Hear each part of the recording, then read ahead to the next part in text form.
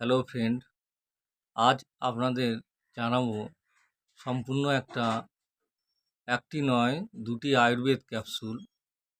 যে ক্যাপসুলগুলো সম্পূর্ণ আয়ুর্বেদিক, সে ক্যাপসুল দুটি সম্পর্কে আলোচনা করব। একটা ক্যাপসুলের নাম কার্কুমিন, যেটা কাঁচা হলুদ থেকে তৈরি।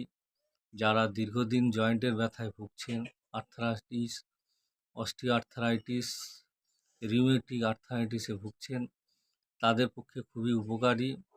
ডিপ্রেশান এবং অ্যাংজাইটিতেও কাজ করে। যারা ডিপ্রেশানে ভুগছেন, অ্যাংজাইটিতে ভুগছেন, তাদের ক্ষেত্রে এটা খুবই ভালো। আরও একটা ক্যাপসুলের নাম বলবো, ফ্লাক্সসিড।